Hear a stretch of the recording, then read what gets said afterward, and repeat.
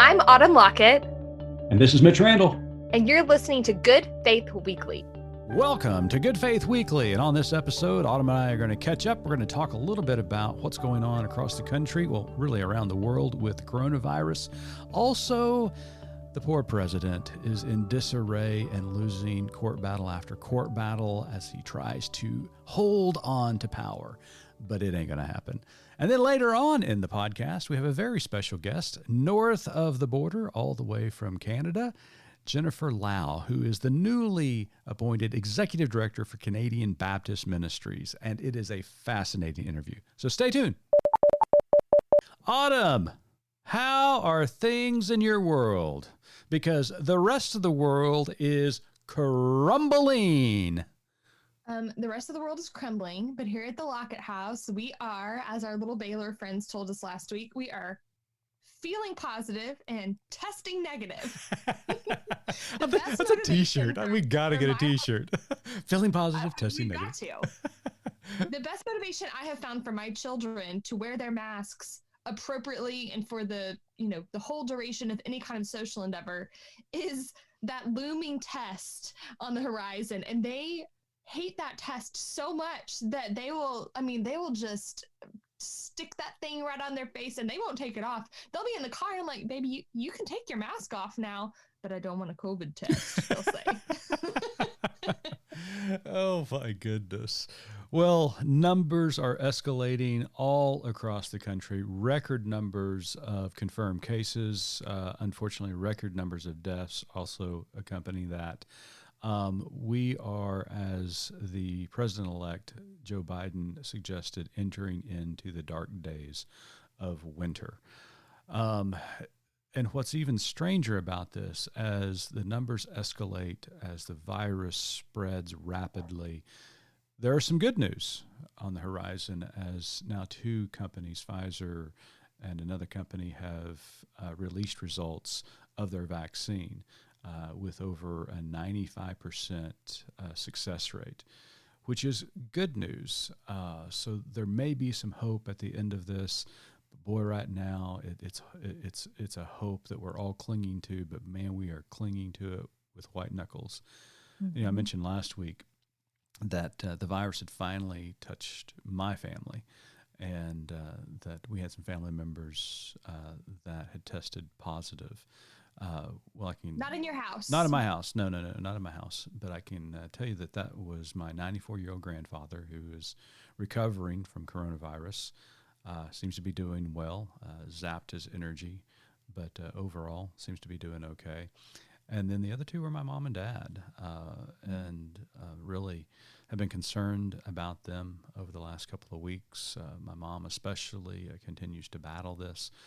We think that she's going to be okay. But really, really scary when it hits so close to home. And I'm telling you, folks, you do not want this. You just don't want it. And you need to be doing everything you can to protect yourselves, but also think about other people. You don't want to give this to anybody else as well. And for all of those knuckleheads that I see on television walking around with half of their face masked and their nose exposed, shame on you. Shame on you, because you need to be wearing a mask properly. It's kind of like just taking your seatbelt and setting it across your lap and not clicking it into place. It just makes absolutely no sense. It is immoral. It is evil. Stop doing it. Let's protect one another. Mm-hmm. Absolutely. Mitch, I think there is sort of a moral underbelly to this, which you just alluded to, but how do you talk to people who say that the COVID numbers are inflated and that it's not really as bad as the medical profession is making it out to be? Well, it's hard because what they're doing is taking professional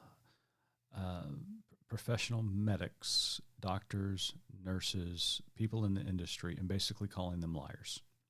Mm-hmm. And it's not just one person. They're calling the entire industry liars. And that is from, and I hate this term, red states and blue states. That's from hospitals in suburbs and inner cities and rural hospitals. So there is a global conspiracy afoot by medical professionals to convince these people that that there's something going on that's not going on. And to what end? Why? Why would anyone do that? Right. And so it's very difficult to reason with somebody who is unreasonable. But the reality Put is that on a t-shirt. Yeah. That's the 2020 slogan right there. But the reality is there is a time coming where somebody in their family, unfortunately, is going to come down with this disease. And so they can deny it all they want. And we've heard story after story after story of people who have denied this virus, all of a sudden contracting coronavirus. And after the fact, thank God they recovered, saying, you know what, this is real. You don't want it. We've had family members who have had to bury loved ones from afar, telling people, yeah, my dad, my mom thought this was a hoax. Well, guess what? It's not a hoax. Mm-hmm. And so unfortunately, sometimes, Autumn, if you cannot reason with unreasonable people, then the only thing that reasons with them is reality. Mm-hmm. And unfortunately, the reality may be a hospital stint or, God forbid, a funeral. Yeah. It's just so hard. Mm-hmm. It is. It is so hard. And there are no winners, really. There is absolutely no winners. I mean, everybody wants to get back to normal, whatever normal is. I mean, normal, but less racist. Yes, exactly. Thank you for that. Exactly.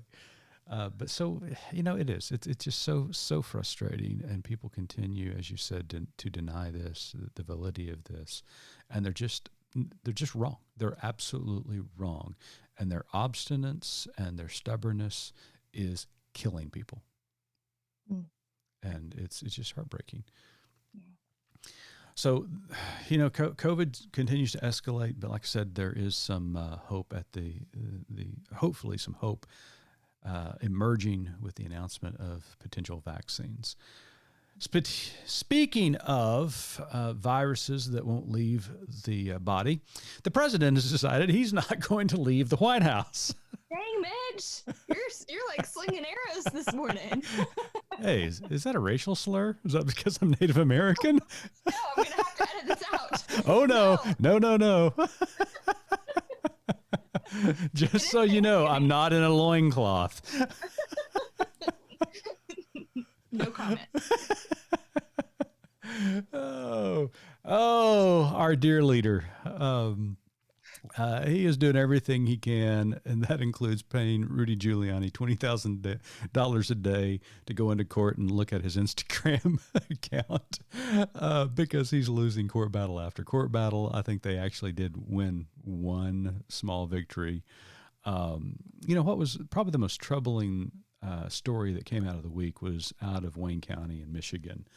Yeah. Where the four individuals, two Republican, two Democrats, who were to register the vote count there in Wayne County, had an open debate about it, and then stated their votes, and it went 2-2. It was heartbreaking because you could see with your own eyes, hear with your own ears, a process that is supposed to be ambiguous, that is supposed to be bipartisan, delve into blatant racism. Because Wayne County is 84% African American, and they were trying to deny 84% of Wayne County their vote, simply because they voted against their candidate. And the only reason they did that is because they were African American. Mm-hmm. It was shameful. Now, they received such criticism for that immediately after the vote. They actually opened it up for a public forum on Zoom, and the public responded mightily. Good. And within, I want to say hours, hopefully minutes, but I think hours after receiving all of this heated criticism, the meeting went quiet and muted for 4 minutes. And after 4 minutes, they came back on and said, 4-0, we are registering the votes. Just kidding, just kidding, just kidding. Right. So I'm here to tell you folks, racism hasn't gone away. Trumpism has not gone away. We must remain vigilant because we have a lot of work to do. You know, I get really tired of people telling me, you know, all we need to do is change the hearts and minds of people and then everything will take care of itself. We have been saying that for over 400 years in this country. The reality is there are always going to be people who are racist, bigots, xenophobia. It's always going to be present. And yes, we need to change the hearts and minds of people, but sometimes the only way to do that is by changing the damn laws. Yep. And the systems that are in place that perpetuate systemic racism.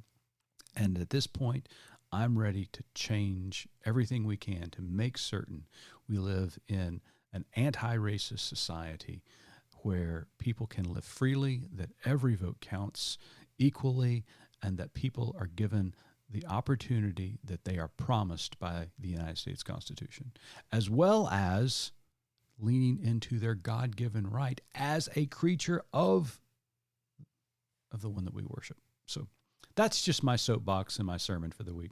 Is there going to be an altar call? Because I'm ready to with every head bowed and every eye closed. Just as I am. No. Amen. That's right. Well, Autumn, we had a delightful visit with Reverend Jennifer Lau this week from Canadian Baptist Ministries. They're doing such great work up in Canada. She is the newly elected executive director of CBM. Been on the job all of 2 weeks, but she has got it together, and she's got a great vision for Canadian Baptist, and hopefully some of our churches and faith communities south of the border would be interested in partnering with them and working alongside our Canadian brothers and sisters. So stay tuned. Welcome back to Good Faith Weekly. And on this episode, we've got a very special guest with us, north of the border, Jennifer Lau. Jennifer is the newly appointed executive director of Canadian Baptist Ministry. She was appointed into that position November 2020. She has served with CBM since 2002, primarily focusing on providing the marketing strategy and direction for all of CBM's endeavors in Canada. Prior to her appointment, she served as the Associate Executive Director and was responsible for overseeing the organization's operations. She's created CBM magazine, Mosaic, and served as its managing editor. In her time at CBM, Jennifer has traveled across Canada and to many countries around the world, seeking to connect Canadian Baptists to the people of CBM serves globally. She is very passionate about her calling and her faith journey in connecting people to follow Jesus Christ around the world. Jennifer, welcome to Good Faith Weekly. Oh, thank you. I'm thrilled to be talking to you today. Well, it's absolutely a delight to have you with us this week. During these days of pandemic, we are asking each of our guests how they are doing. So how are you? How's your family? How are your fellow Canadians? Because, Jennifer, if you haven't looked at the newspaper, we're not doing so great south of the border. We're not doing super great up here either now. Okay. So I think we were very smug in the, earlier and kind of looked down on our neighbors to the south and thought, oh, you guys don't have it controlled very well. Well, we've had a second wave come through in this last, I guess, month or so. And we've just seen numbers really shooting up. And we're not in severe lockdowns like we were earlier. So people have kind of let go a little bit, and I think that's reflecting itself in the numbers.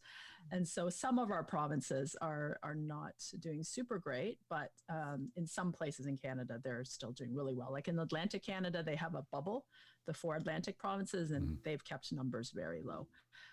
For me personally, I'm doing okay. I think, I've adapted to working from home and only seeing my colleagues on very rare occasions where we've, been able to come together in very small numbers to collaborate at the office.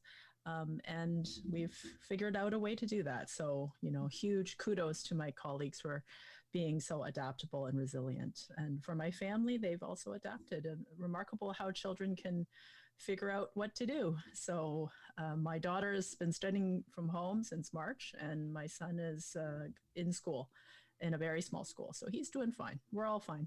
Good. Well, that's good to hear. Absolutely. So, as Mitch mentioned earlier, you recently assumed the role of executive director for Canadian Baptist Ministries. So, congratulations. Oh, thank you. We want to say that. Thanks. Second, tell us a little bit what it meant to you to know that your fellow Baptists entrusted you as their leader. Yeah, there are days I even find it hard to believe. Same, Jennifer, like, same. Did that actually happen? Because I think to myself, are we really that progressive people? And some days I think, I guess we are, because I've somehow been entrusted with this new role. And I've had so many, I can't even count how many letters, notes, phone calls of encouragement that I have received from people across the country. Some people I don't even know, who just kind of know of me or have heard of me or seen me speak somewhere, who've just said, you are the right person that God has brought into this role at the right time. And so I feel like this is a giant step forward for Canadian Baptists. I'm the first lay person ever to have this role. I'm also the first woman. But the combination of those two things, that it just feels like we're believing, we're actually acting out that that God brings all kinds of people, different people. He gifts people differently. And, that we're actually entrusting, that he has brought the right person forward. So I hope to do my best with the faith that has been placed in me. So as the first female executive director of Canadian Baptist Ministry, and let's not mince words, this is a big moment because CBM has history all the way back to the late 18th century, working among Canadian Baptists. And so being the first woman elected into this position, what did that mean to you? And what do you think it meant to the greater Canadian Baptist family? I have heard from many women, some of whom are my colleagues, some are our partners. They work with our partners all over the world. Some are women who attend Canadian Baptist churches or part of churches, about how much it has meant to them, because this actually models something that CBM has talked about for a long time, which is gender equity. And we've for many years talked about gender equity. And I think, Mitch, you and I have talked about it. You've interviewed me about our She Matters campaign. And, I think for many women to see this move actually signals that it's not just talk, that we actually believe that, women can be in roles of leadership. And, CBM absolutely believes in that. And I think seeing that a woman can actually go into the top levels of leadership has been very significant for a lot of women. So in that way, it has been very meaningful to me. Excellent. Well, like I said, CBM has a rich history dating all the way back to the late 18th century. On your website, you've got some stated values that come directly from the New Testament: faith, hope, and love. Now, as the new executive director, how do you see these values playing out among Canadian Baptist and her churches? When we moved to using those three particular values, it was very intentional because we felt like we needed to bring people back to the basics, to say, why are we doing this? What is the call to mission? And what does it look like in 2020 to be engaged in mission well globally? I mean, I think our world has never been in such a tumultuous state. I mean, we have gone through and experienced and seen so many things in this last decade all over the world. And maybe it's just because we're knowing more now because of social media and how everything is instantaneous. But it just seems like there is such a depth of confusion, despondency, despair, hopelessness, that we're seeing in different parts of the world for different reasons. I think for us, we just wanted to call people back to the basics of why we are doing this. We're doing this because God loved us first. And out of that love, we express our love to other people. Out of our faith that God has this under control, we go forward and do our part in his work. And, I think if we stray away from kind of those basics, we tend to look at the things that divide us rather than the things that unite us. Yeah. Well said. And Jennifer, you rightly pointed out, what the world has been going through over the last 9 months, and some places in the world for over the last year. The way the church does ministry is probably forever changed. How have you seen Baptist churches in Canada change their strategies, evolve into this new era that we face ourselves in? And, we got some promising news this week that a couple of companies have now come up with very successful potential vaccines. Do you see those changes forever being instituted in the future ministries of the church? Or do you worry about us rushing back to normalcy and just kind of the status quo of doing ministry? I hope we'll learn from this experience. So many churches were forced to adapt. And those who were already ahead of the game and were already thinking this way beforehand, thinking, how can we extend our reach through the use of technology? Those people were able to adapt very easily. And then some churches, just were not able to do it. And I actually believe there are some churches that will probably never reopen.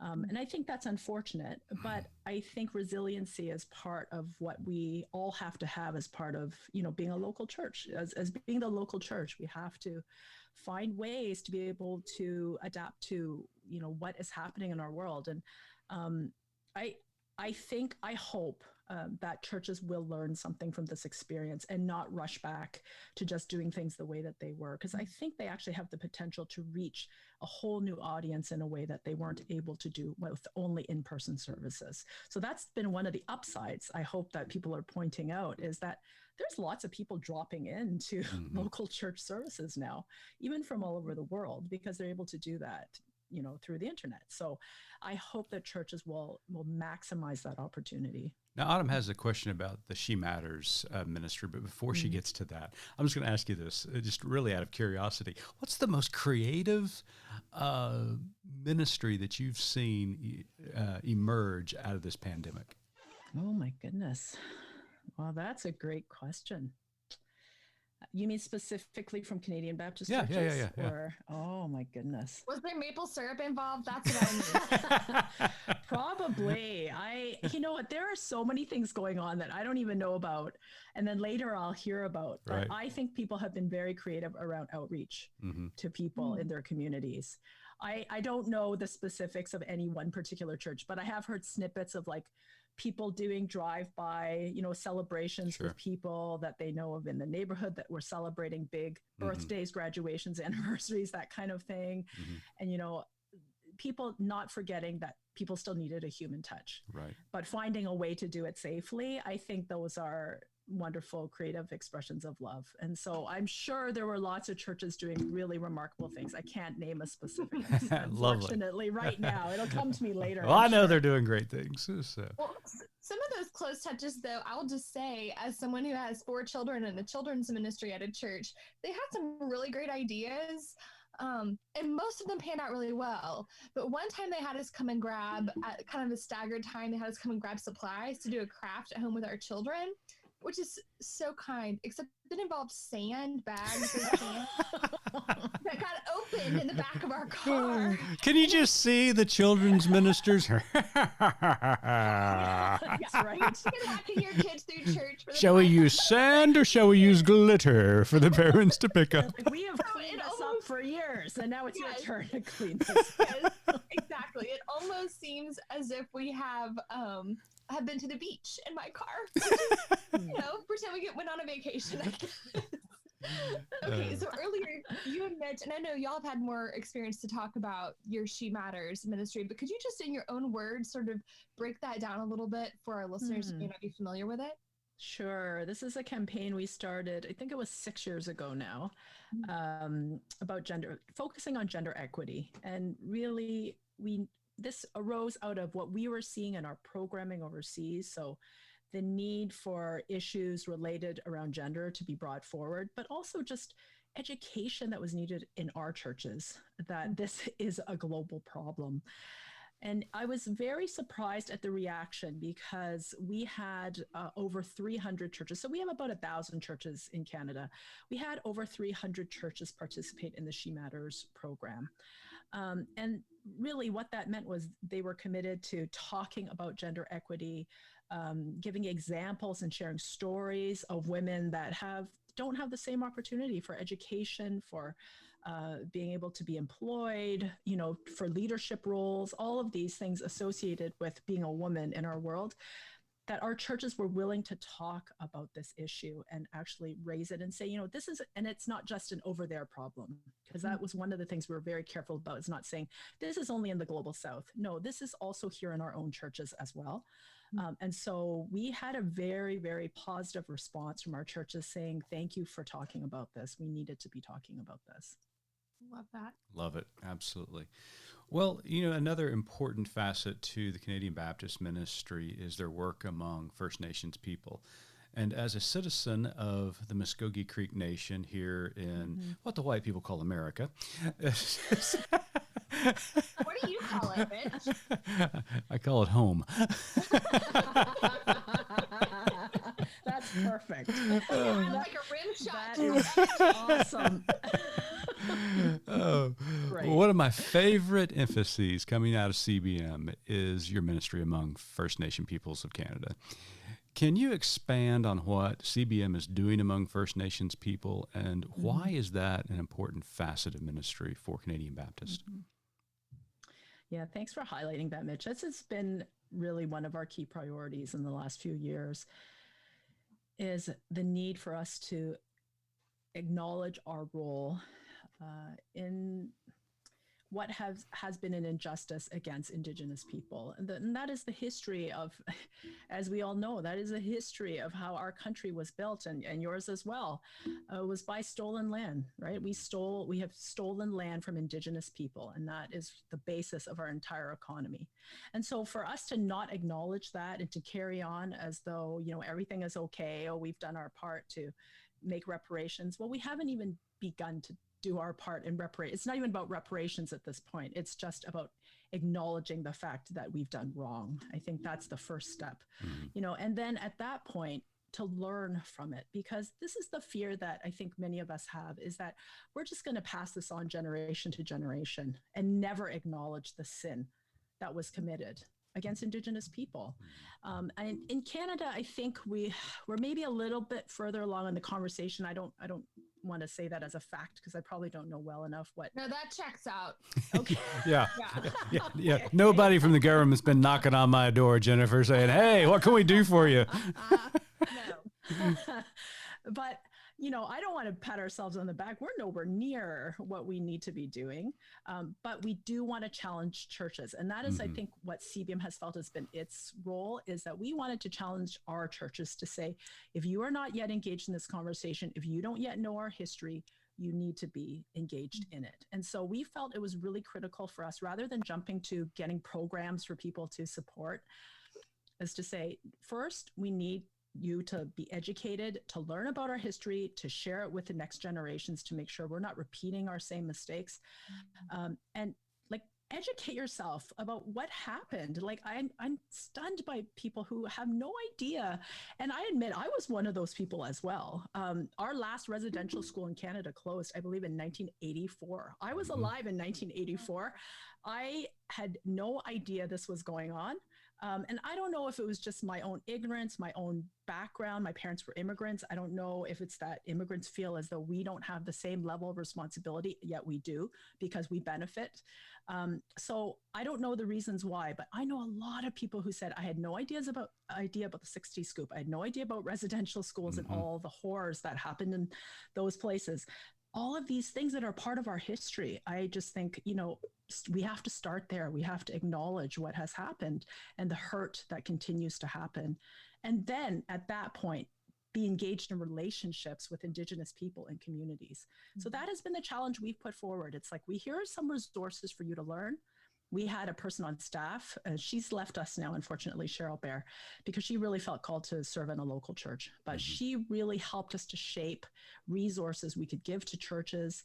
She was engaged in conversations with them. She had, education nights with them. This has really been kind of the area that we have felt this is CBM's part, is just to challenge our churches, get involved in this conversation. Well, I really appreciate everything that CBM has done for, especially the First Nations people of Canada.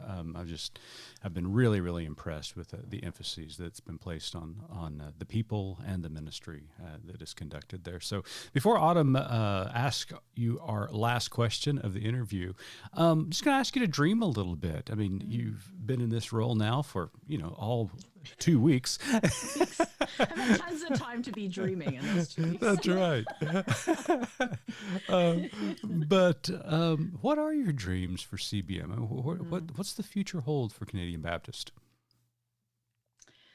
I think it's time. It just seems as though this is the time for us to reimagine what it means to be missional people in our world, in the global realities of today. What does that look like? Because it's not going to look like what we sometimes think of when we think mission. We sometimes still have these very traditional ideas that it's going to be from the west to the it's going to be from the north to the south. It's going to be from the west to the rest. And I think we all know that day is over, and there's much that we can learn. And I hope CBM will be a facilitator in helping to engage churches all around the world in good conversations about how to be God's people.